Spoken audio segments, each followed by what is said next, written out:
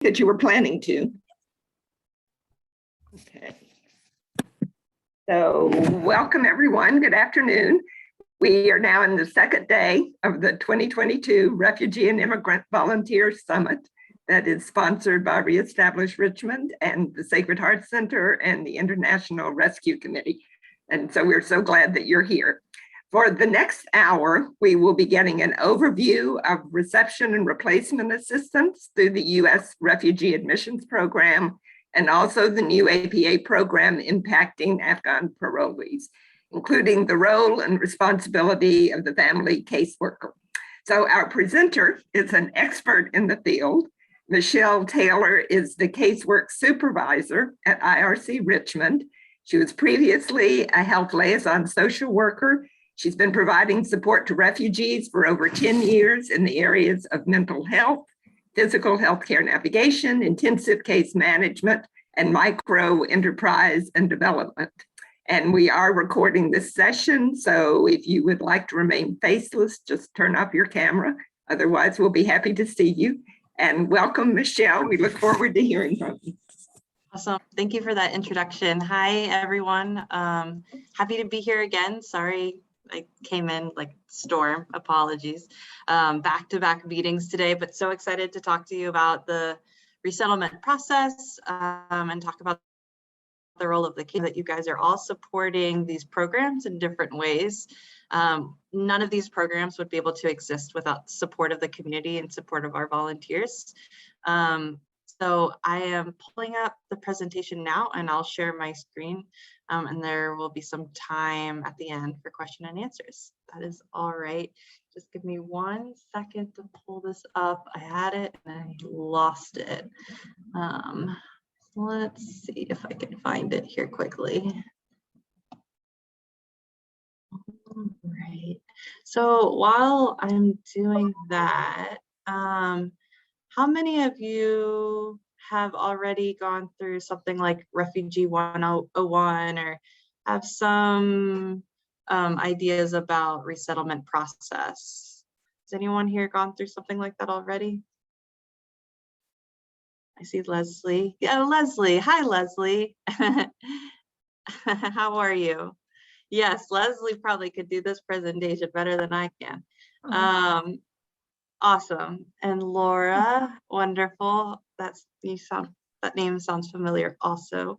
Fantastic. So for all of our volunteers at the IRC, it's really important that before you even begin working with a family, whether it be taking them to a doctor's appointment or helping them navigate the grocery stores, it's really important to know the whole process because everything that we do in resettlement is holistic.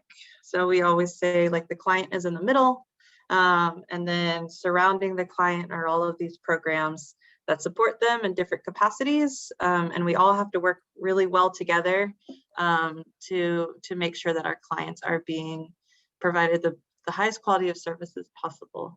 So sorry, I'm still trying to find it. Where did it go?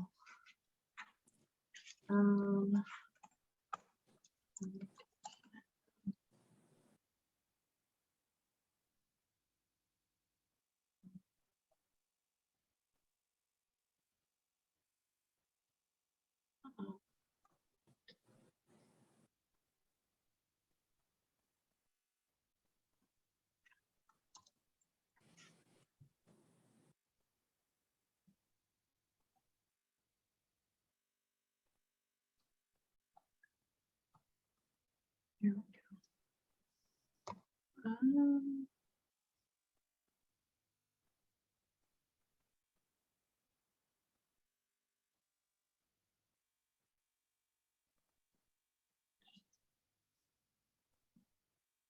It has disappeared. I'm gonna have to go from scratch. You know I will, but if you know me, which I guess a lot of people here don't know me, but I tend to rant if I don't have a beautiful presentation to go through. And you guys don't want to hear me rant because we'll end up talking about psychosomatic illness in refugee populations or something that you're not here to learn. about. We can So do that too.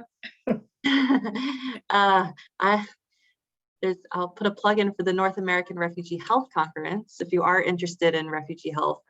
The North American Refugee Health Conference is in Cleveland this year. It's every summer. And I did a presentation back in 2019 on somatization. So they have some really, really interesting presenters and speakers and everything around mental health and physical health. See, I'm already ranting because I don't have. Can you put the link in the chat maybe? So is it something, is it virtual or do you have to physically go there? That's a good question. So I'm not sure. It was virtual last year. This year I know it is in person in Cleveland, but I'm sure like the rest of the world, they're going to have a hybrid option. At least I hope so. And so more folks can be able to attend, but I will. Oh, perfect. Thank you, Erin. Yes, Refugee Society.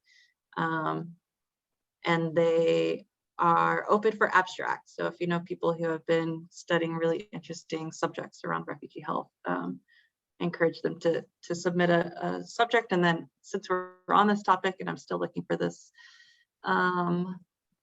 this presentation, if you know of refugees who are working in the field of mental health or physical health, there are more scholarships available this year for them to attend for free. So I think they opened it up to refugees in the health field and also public health, people working in public health. So lots of scholarships available if needed. And we might just go rogue. I'm gonna give it one more try. Oh, is this it? No.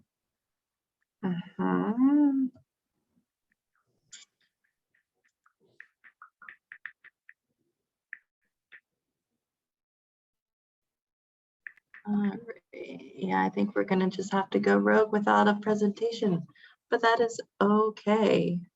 You know what I'm gonna do instead? Go on a Jamboard so that I can kind of have like a white screen for those visual people who need something more than me talking. So let me pull that up real quick. Jamboard. All right.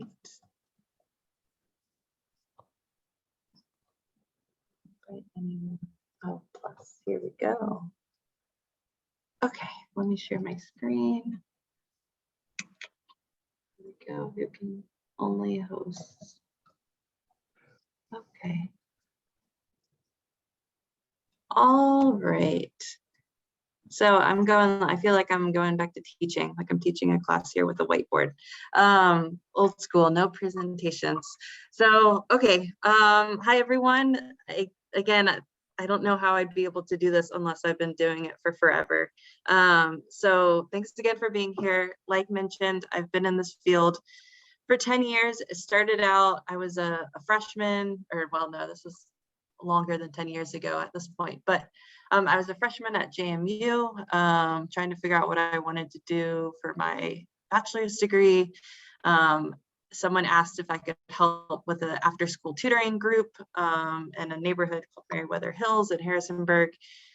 I attended, and then afterwards I was like, why do these kids not speak English? Like, I don't think it's Spanish. What, where are they coming from, et cetera, et cetera. And come to find out that this neighborhood is the first home for most of the refugees that were living in Harrisonburg at the time. And so that kind of was the beginning of the end for me. I continued doing after school tutoring with those kids.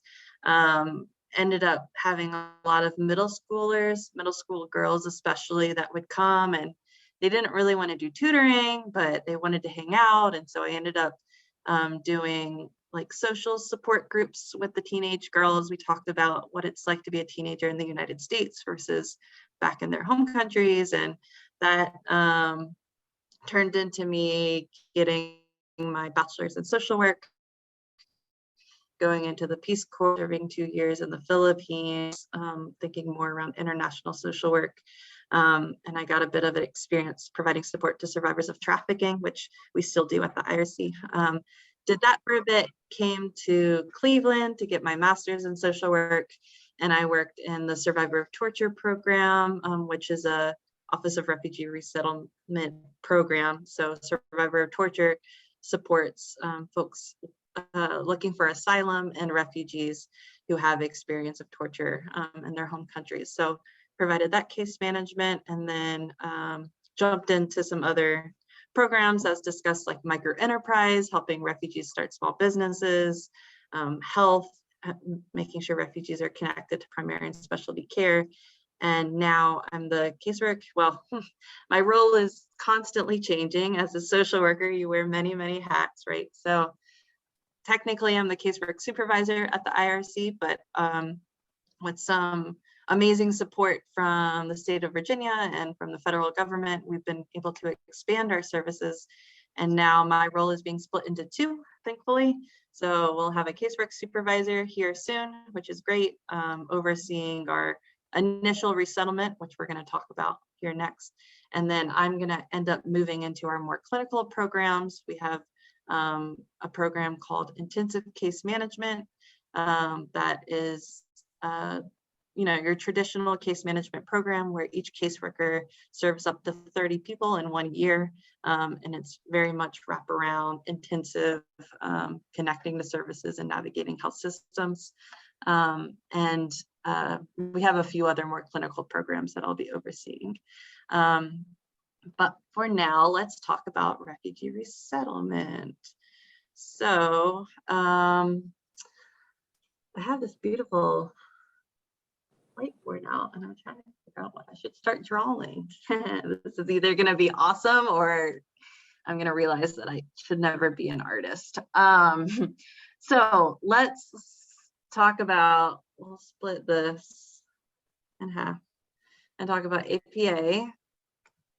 Okay, good so far. Oh, I don't even have a mouse. I'm using my touchpad. APA and R and P. We'll start with R and P first, actually. Oh, my dots aren't working. There we go. Okay, that was a little harder than I anticipated. So we'll see how this works. So reception and placement is right here. This is our traditional refugee services program. So R&P is funded through the Office of Refugee Resettlement. And if you go at Office of Refugee Resettlement is health, HHS, Health and Human Services. So Health and Human Services is the federal program that supports all of these programs underneath of it. So R&P under the Office of Refugee Resettlement is what I like to call the core program. It really is the program that provides traditionally what you think of services for clients when they first arrive to the country. It's 90 days, which I could rant about that. Why is it only 90 days? But we have funding for 90 days. And the goal of the program that I could also rant about is economic self-sufficiency. So by 90 days, the federal government thinks that refugees should be able to be financially self-dependent and have a job and be good to go. And of course, we know that that is not possible. So we have additional programs to support them in becoming self-sufficient. So 90 days, this is everything you could think of in 90 days. Picking them up from the airport. We have caseworkers that go and pick them up. We make sure that they have a phone call with their caseworker that talks about all of the programs that are going to be provided, all of the services within 48 hours of them being in the United States. We call that our first home visit, and we have a full list of questions that we have to answer and ask them if they have any medical conditions that we need to be aware about, any, here, let me put this. I'm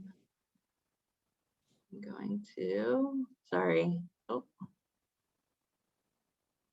I wanted to put this on mute before I started getting a bunch of things, but it should be fine. So the RNP providers, they do that first home visit. They ask about any medical conditions that they may have and make sure that they're connected to care. They also make sure that they have a first hot meal. So it's required under our cooperative agreement with the federal government that a hot meal that's culturally appropriate is given to them when they first arrive. So we have awesome partnerships with different caterers and restaurants and things like that throughout Richmond that often provides it to them for free, which is amazing. They donate some food to our clients for their first hot meal. Also in reception and placement, most, not all, but most of our folks come knowing family or friends here in Richmond already. Those are called US ties, so, or UST. US tie is that friend or family here, and oftentimes the family or friend will cook them their first meal. You know, culturally that's more traditional, and we'll welcome them into their home for a couple nights until they're able to have their own residence. Also, typically with reception and placement, we know that they're coming. We have a couple weeks notice that they are going to be in Richmond. We know what their flight number is. We can start preparing. For example, we have, what's today, the 8th? We have 2 individuals from the El Salvador coming on the 15th of this month. And you know, we've known about this for a while and have started to talk to the US ties and getting things in place for them. They have gotten their caseworkers already assigned to them and things like that.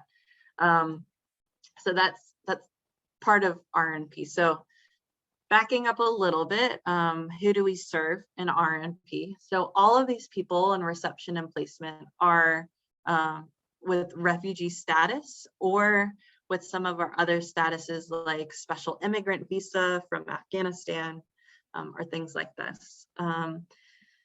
We'll see what populations we start serving now. So during the Trump administration, there were a lot of restrictions on who could, who was considered a refugee and what countries they could come from. So we were seeing a lot of folks from Afghanistan, a lot of folks from the Democratic Republic of the Congo, a lot of people from Ukraine. And those were our primary groups. Iraq, I guess, also. Now, we've seen a lot of folks from Central America, and this is something that resettlement agencies and the IRC has been advocating for, to have more refugees from Central America come, since we know they've been facing such hardship and extreme persecution. So really excited. We've been seeing a lot of folks from Guatemala, from El Salvador, trying to think of what else. I think those are the 2 big ones that we finally have started seeing come through our system. So those are the primary. Overseas at the refugee resettlement camp is where they,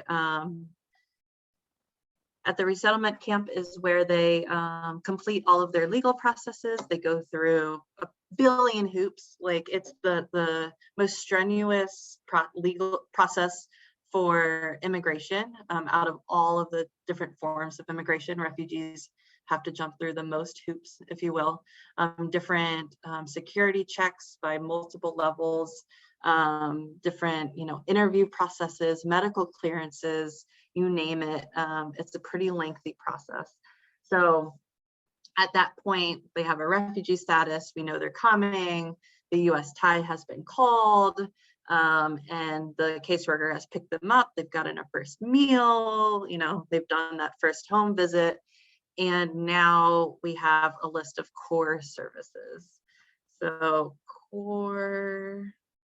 see if I can do this. Core services is a list of services, again, under the cooperative agreement that we're required to provide all refugees. And it involves a lot of different things. to be done in 90 days, which again is why we so need community support to make this happen. It's one thing to check something off of our list. It's another thing to make sure that the client, understands what's happening, is involved in the process, is given that extra care. So the core services include everything from housing. So with RNP, we know they're coming. Often we're able to start looking for housing for them. So when they arrive, it's a pretty quick process. They're typically, if there is temporary housing, that it's only needed for a short time through the US tie, and they usually stay with family or friends or whatnot. Including with housing, we also help with public benefits. So all refugees are eligible for public benefits, like a US citizen, anything from Medicaid, from food stamps, depending on their employment situation with their family, they can apply for TANF. If they're a single person, they can apply for refugee cash assistance. And I just saw in the news, or maybe not the news, but I saw somewhere that the refugee cash assistance has gotten more funding. So the federal government may be able to provide additional refugee cash assistance this year, which is awesome because it's not a lot. It's very, very minimal. I don't remember the numbers. I think it's like 200 a month. There's some, like, definitely not enough to not be able to work and to live off of it. It's supposed to be kind of supplementary income. So in addition to housing and things like that, school enrollment is a big one. Public benefits, we make sure that they're connected to legal support within those 90 days. So we have an immigration team, and depending on their status, I won't get into APA, but there's a lot of support that APA is going to need about adjusting their status so that they're on the pathway to citizenship. With our refugees, depending on if they're an SIV or what, they meet with a lawyer to discuss what are their next steps. Also, our immigration team helps with family reunification applications. So if they have family that are still at the refugee camp that they want to come over, it's a pretty long process, but they can talk to the immigration team about what they need to do and what applications need to be filled for that to be completed. So those are all the core services. Another thing that we do is employment, and employment is kind of its own sector in our office. So we have two main programs for employment. And again, this is based on the family, based off of what's going to be best for them. Employment, this is terrible. Employment, okay. Beautiful. So we have a program called Matching Grant, and it's kind of a lame name. The only reason why it's called Matching Grant is because the government says, A, we have to call it that, and B, it's matching. So we have to, the money that we receive for the grant has to be matched by, volunteer. Again, volunteers, why we need volunteers. It has to be matched by volunteer hours or financial support or what's it called? Like donated items and things like that. So we have to, in order to continue the program, we have to match that grant. So anyways, this employment program is called Matching Grant. And we really encourage our clients to be in this program as much as possible if it is going to work for their family, because it provides the most financial assistance compared to any other program in our office. So with this program, the goal is for them to work as quickly as possible. So they must be willing, but both adults or whatever adult is in the family has to be willing to work and take the first job that is offered to them. So our employment specialists have great partnerships with employers throughout the city. They go and do an orientation with the family and talk to them about the programs. So Matching Grant being one of them, where you're ready to work as quickly as possible with the first job that becomes available to you. And then for, let's see if I get all this right. Matching Grant is a beast of a program, but we're able to provide rent and utility assistance, as well as monthly, like additional pocket money is what we call it. And I believe it's after the 90 days. So that's, oh, hi Hazel. Cat, hello. Oh, it's not even 5 o'clock and she's ready to eat. Okay, so after the 30 days or after the 90 days, that's 3 months. So an additional 2 months. So 5 months of rent. Oh my goodness gracious. Let me do something with this cat because she's gotten so loud. I'm so sorry.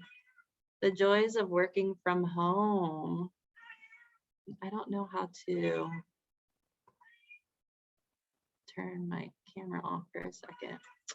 Hey, We can do that. That's fine. you can turn my camera off. Yes, yes. Oh, thank you. Okay, let me deal with her. Where did she go? Hey, why?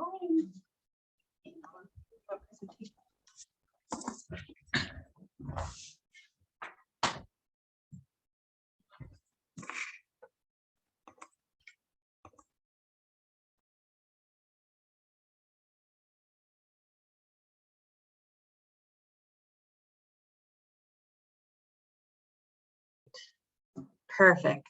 Thank you. Yeah, sorry about that. My cat is louder than children, I think. I don't know if you have children that's trying to run while you're doing presentations or talk over. I guess they are at school now, but anyways, apologies on that. So that's matching grant. It's a lot of financial support, and you get case management support for the entirety of the time you're in the program, which ends up being like 6+ months after arrival. The other program that you can enroll into, which anyone can enroll into this, is TANF. So temporary aid for needy families is a public benefit for all Americans who fall under, what happened here? Fall under the income requirements, which all of our clients do when they first arrive, of course, because they have zero income. It's for families, so you do have to have children, and it's a great resource for them. With TANF, there is no financial assistance other than the TANF checks that you get from the federal government. It's for 2 years, which can be a great benefit for some families. And if you're in TANF, there's often, if you have a large family, there's a lot of support around free daycare. Sometimes, depending on the county, there's additional benefits like transportation assistance in Henrico and other things like that. So that could be, you know, that's why our employment specialists go in and talk with the clients to figure out what's going to be best for their family. Maybe one of the mom wants to stay home with the children and only the father wants to work.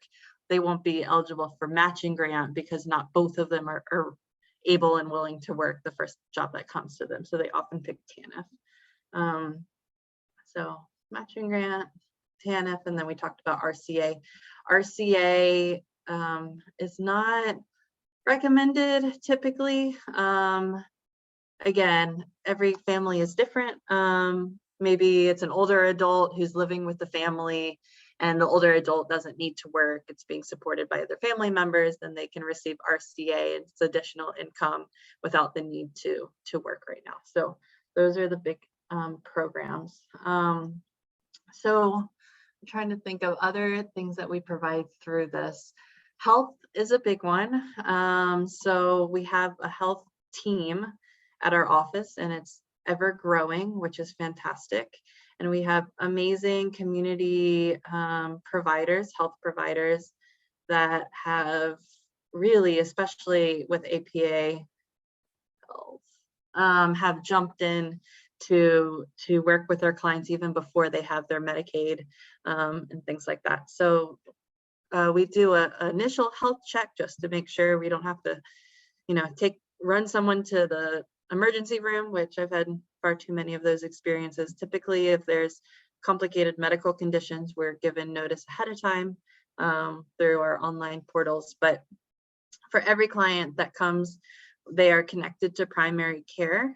We use a few different places around the area. Daily Planet has been really helpful with walk-in urgent care visits, specifically for refugee clients, which has been awesome. We've worked with Crossover Healthcare Ministries for a while now. They have been incredible as well, and really have that deep understanding of cultural competency and humility. We've worked with Bon Secours programs and Capital Area Health Network, and ever growing as we get more and more partners who have that special interest in providing healthcare to refugees. All of our clients typically within 90 days also complete a refugee health screening. This is what I called a head to toe screening. Everything you could think of is checked. It's, you know, if you have a large family, it could take 4 to 5 hours just to get through the one half of the screening, and then you have to come back to the health department later that week for the second half of the screening. So it's very comprehensive. There also blood work is done on the first day. On the second day, all of that is back, and they get their immunizations and vaccines, and everything is up to date as well. So that's pretty standard for R&P.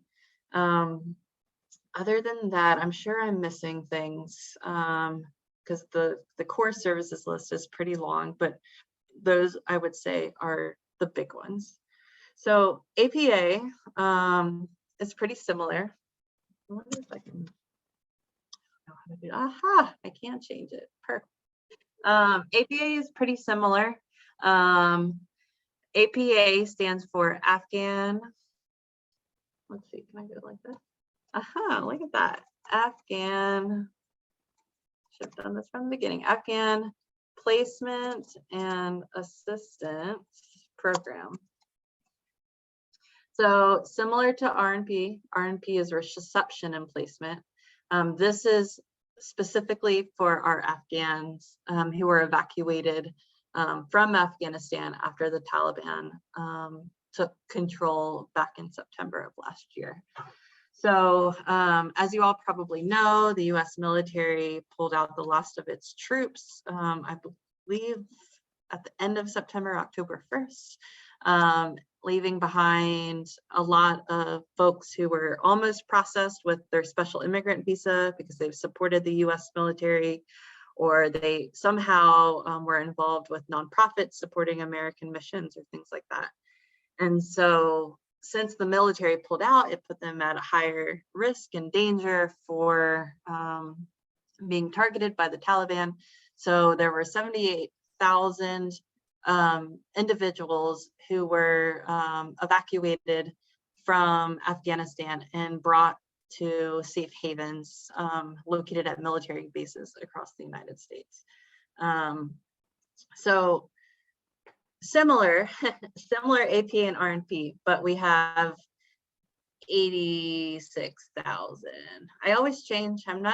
Don't quote me on that number. It's somewhere between 70 and 87. I always get the number a little off, but somewhere around that number. So to give you an example of what our normal clientele looks like, through R&P last year, we resettled, I believe it was like 120 individuals for the whole year. This is one entire year. Since September of 2021, the IRC, and this doesn't include CCC because they have also been providing a ton of support and have received a ton of clients. But since September 1, we have served 385 people. So that's a massive difference from 1 year to only, it's about 6 months, September, October, November, 5 months now. And so what we were calling the APA program was the emergency response version of reception and placement, or the fast and furious response, the fast and furious reception and placement program is what APA is, because all of a sudden, instead of having all of this time, this notice that we're going to have time to resettle folks and that we're going to have time to get their housing set up, and we got notice, hey, tomorrow you have 5 families coming, or sometimes as crazy as that, we would say, hey, they're coming to the airport at this point, they're they're flying into Dulles and going on in a van, and you have to pick them up at the cell phone airport lot at this time. and not exactly knowing who all was going to be there. Sometimes we had an extra person show up, and we'd have to call our traveling agency, International Office of Migration, and ask them, is this person supposed to be here? Oh yeah, they're fine, they're checked. And so anyways, it was a bit chaotic, but trying to essentially just get everyone off of the military bases and the safe havens and into their permanent homes as quickly as possible. It's been a huge undertaking. And again, we're really appreciative. I know a lot of you on this call have provided some amazing support, and I didn't see that our new volunteer coordinator is on this call, so I might put her on the spot and have her introduce herself as well. But we're very, very grateful for the volunteers that have been assisting this, because man, I have been in resettlement, like you heard, for quite a while, and this is historic, and I know I'll never forget it. And as stressful as it has been for our agency, it's really made us grow and fire, sharpen and fire. And we've had to depend on the community so much for support. So it hasn't been great. It hasn't been perfect. The quality of services that we've been able to provide is nothing like what it has been or what it should be, to be honest. We wish we could do so much more for our clients, and capacity has been stretched so thin.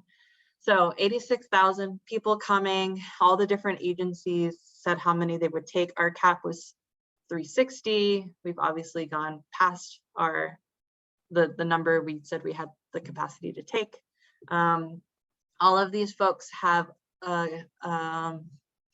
something called humanitarian parolee is their legal, what is it called, status right now, which I'm glad I'm not a lawyer, because the system gives me a headache. But essentially it's only a 2-year status, and they have to work with our immigration team, and hopefully the government moves quickly on providing a quicker pathway to citizenship for these folks. But essentially they're looking at which status can they adjust to be able to have permanent legal residence. So whether that be an SIV status, or whether that be an asylum case, which, if you know anything about asylum cases, is they can take a really long time and they can be really lengthy. And I think the advocacy right now is that if we have APA clients adjusting their status to be an asylee,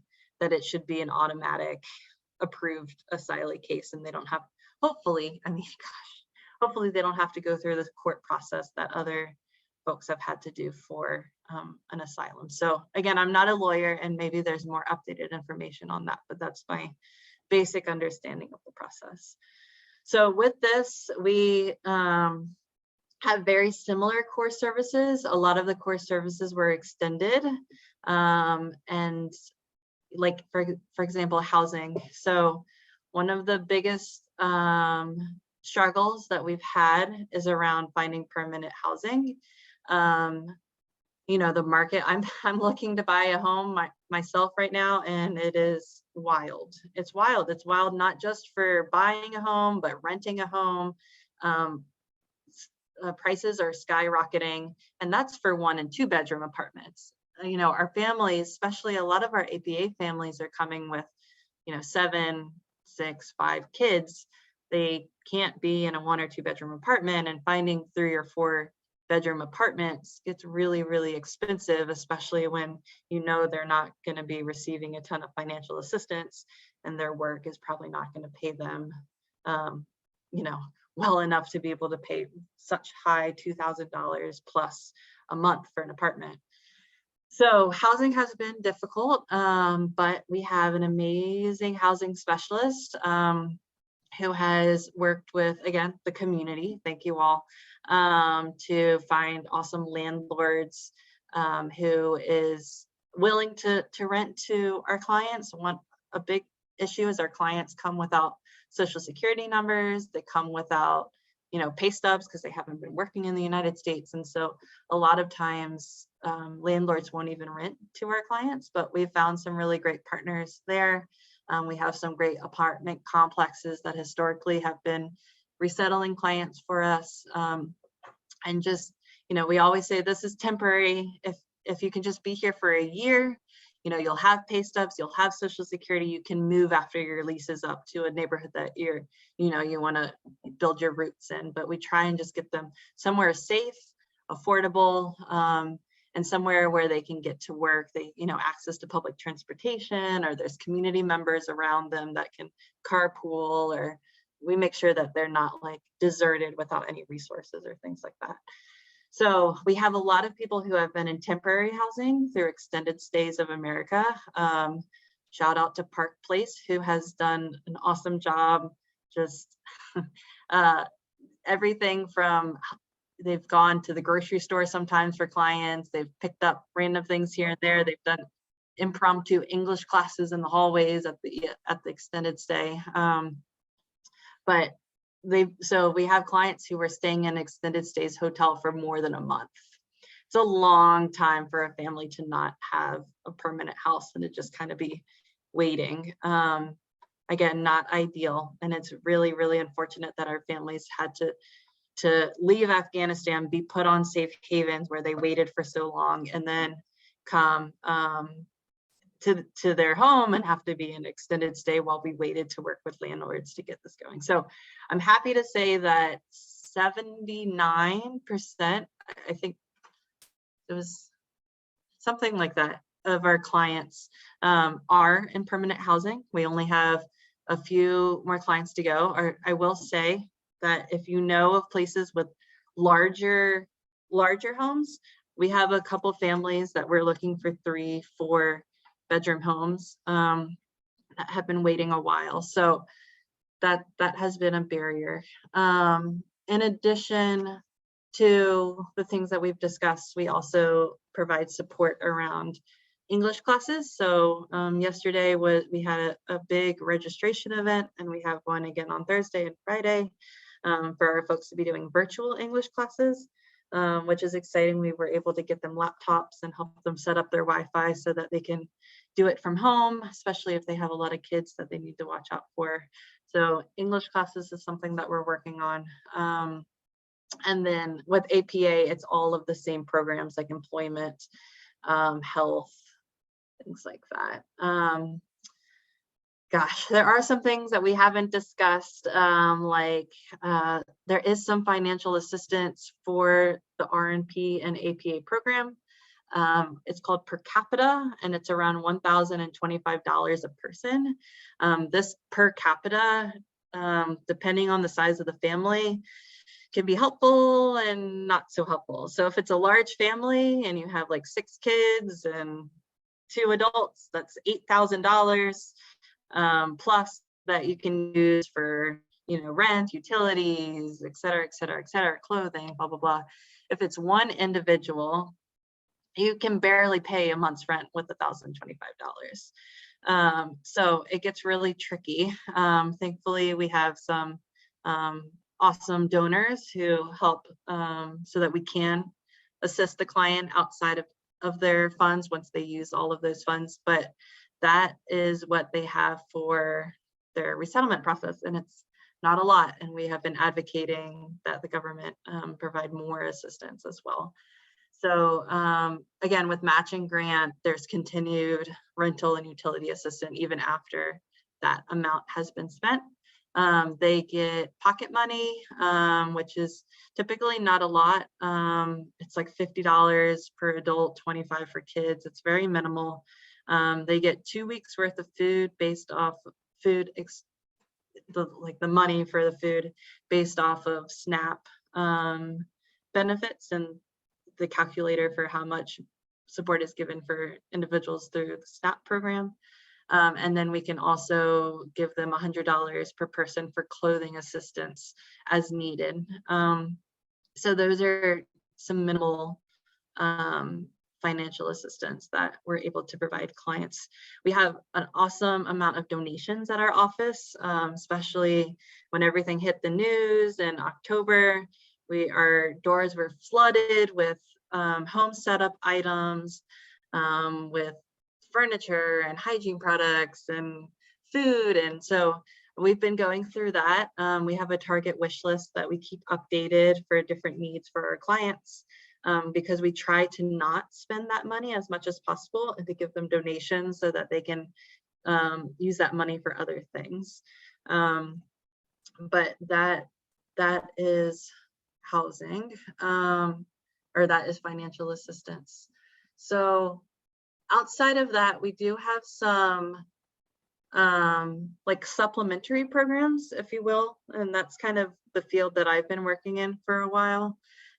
We have the intensive case management that I said is for folks who have additional vulnerabilities or need that additional assistance. Folks like single mothers who are having a hard time navigating the different healthcare systems or things like that, or folks who have chronic health conditions that need additional support or severe mental health concerns. They can enroll in our intensive case management program and receive more one-on-one support with their caseworker, and that's up to 12 months instead of 90 days. We have a loan program that is kind of on pause right now, but we're excited to start up again, where there's 0 interest loans for clients to do everything from buy a car or other goals that they may have that they need additional assistance from, and it helps with, of course, building their credit score and things like that. And what am I missing? I think that's it for, and our anti-trafficking. So kind of separate from this, from what we've talked about, is an anti-trafficking program that we have. It's pretty small right now, but we received funding through the Office of Victims of Crime to expand our services. And the next year we'll be actually building the program. So the grant is for capacity building, which I feel like all grants should give you a year to build the program, right? Most grants are like, here's the money. Okay, now you need to start doing your outputs. Like, we need to start seeing things happen. This grant thankfully gives us a year to do some mapping of resources and things like that, to be able to provide assistance to foreign national survivors of trafficking, both sex trafficking and labor trafficking. We've been providing assistance to a handful of clients that have been community referrals over the last couple of years, and we're excited to, like I said, expand it and work in partnership with some of the other amazing organizations doing great work in the Richmond area. So with that, and my beautiful Jamboard, let's open up for some questions, and I will try to do my best to answer them.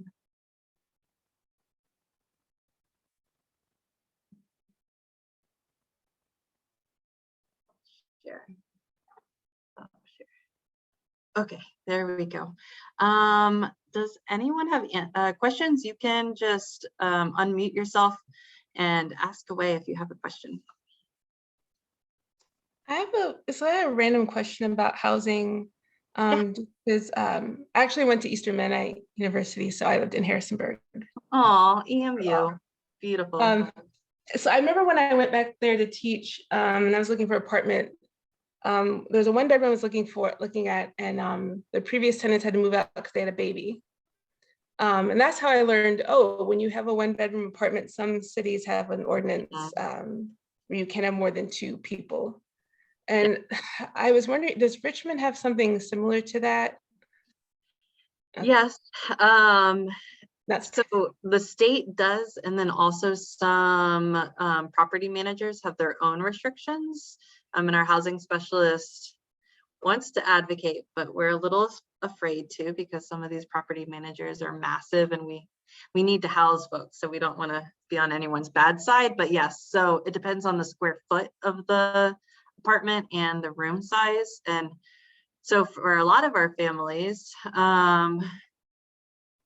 Yes, and I see some things going on in the chat. So there's a lot of stuff on the chat. Okay, so to answer your question, yes, unfortunately that does play a role in it, especially for families who, you know, they have infants and they're just like, we're going to keep the infant in our room. That's normal. It's a hard conversation to have with clients sometimes that it's illegal to do that and you could get kicked out of your house. So we always, yeah, it can get really tricky sometimes. So just a follow up, is there anything, are there, I mean, there's some of these, but is there anything, I guess, constituents can do, like talking with our legislators? Yeah, absolutely. Making sort of organizing around that. So I wish Allie was here because she knows about more housing and advocacy, and I'm not quite sure if there's a coalition. I'm sure there's a housing coalition in Virginia. I'm not sure within Richmond also, and I don't think we have any representation for refugee support specifically.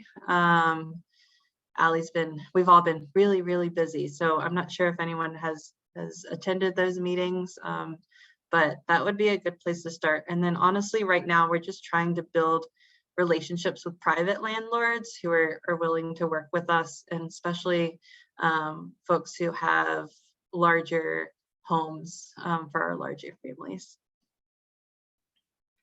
That's a great question though. Yes, it's never super easy. I saw some things in the chat. Let me pull this up. Okay. Oh, CWS, yes. Yeah, I didn't actually volunteer with CWS. I was the worst volunteer, which is another story. I just showed up to their office crying, demanding to see this caseworker, and I drove a family to Washington, DC. And anyways, you know, we have to be careful. We have that power, or we have that fire in our stomachs. It's helpful. I've learned to be like what you guys are doing and come to these sessions to get a better understanding of all the services that are provided and how we can kind of support everything. So do you coordinate with Virginia Social Services on suspected family violence issues? Are you mandated reporters? Yes, so we are mandated reporters, and yes, we do coordinate with Virginia Social Services. We are mandated reporters, and we're also trained in trauma-informed, cultural competent ways of discussing domestic violence. So I am our safeguarding lead at our office and have been trained in domestic violence screeners and tools to be able to determine risk levels and to connect them to appropriate resources. What options are there for a family member who needs an eye exam and eyeglasses? Cecilia, hi. I know you have done a lot with us too. Or maybe. Anyways, Cecilia, yes. So especially if they have Medicaid, obviously there's a lot of different like Virginia Eye Institute or things like that. If they do not have Medicaid, both Crossover Healthcare Ministry and Daily Planet can book you an appointment for uninsured individuals. There might be a waiting list, but that's an option.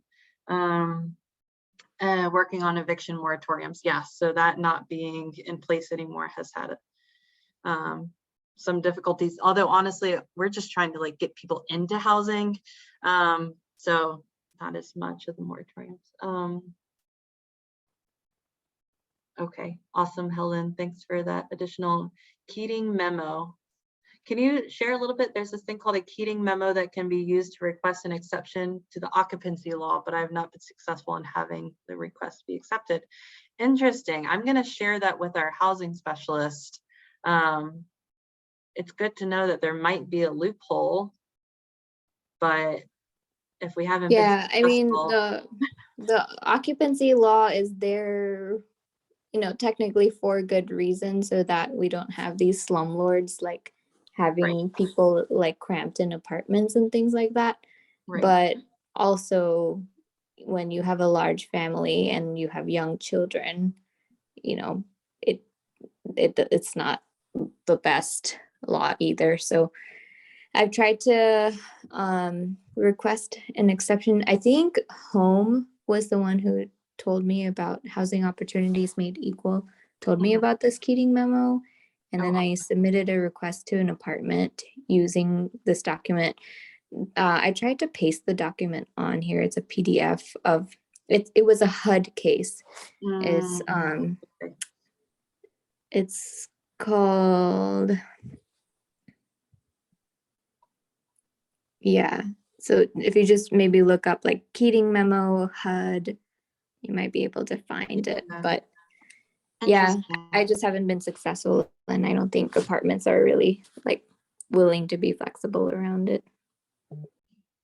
Especially if they're property managers and have, a rule within their apartment complexes too. It can be extra tricky. Right, But because look a at lot of apartment complexes are owned by companies that aren't even in Virginia. So yeah. yes, exactly. Great. Does anyone have additional questions? I had one more pretty specific question, Michelle. I think I'm actually supporting one of those larger families who you all Awesome. are helping with trying to find housing. And I'm just curious, do you all have kind of a ballpark budget that you typically, try to keep folks within? Because, I am happy to help them search for housing. It's just hard not knowing kind of what their financial assistance will look like longer term. And I'm just trying to be cognizant of not setting them up for failure. Yeah, it's tricky. And I'll connect with you afterwards, I think, because it is very case by case. Seeing if they haven't already seen an employment specialist, that's the first part, to have the employment orientation to determine what program they're going to be in. If they're in TANF versus matching grant, that changes the financial assistance. And then exact number of people in the house, what are the ages, can some kids room together, like how many bedrooms are, minimum of what's going to be needed. And I know Allie has had to have hard conversations because we're just honestly a little bit desperate for housing right now. And we've had to have conversations about splitting up families in the same apartment complex, but being in 2 apartments that are close together instead of everyone in one home, which hasn't been great, but it's kind of what we have to do right now. So yeah, I'll have to kind of talk to you separately, and I'll put my email here so you guys can email me. And then I know for home team members, are you part of a home team? No, I am actually a volunteer through Reestablish Richmond. And so I've worked Okay. with kind of family members who were here originally. And so now I'm helping the extended family members who have arrived. Gotcha. Okay, awesome. We do have a program called Home that I'm not sure if that has been discussed at the summit yet, where we have groups of individuals interested in kind of sponsoring a family or one person. And so that's been really helpful to have kind of groups come in and help with the housing search and things like that. But anyways, yes, Laura, we can talk. Thank you.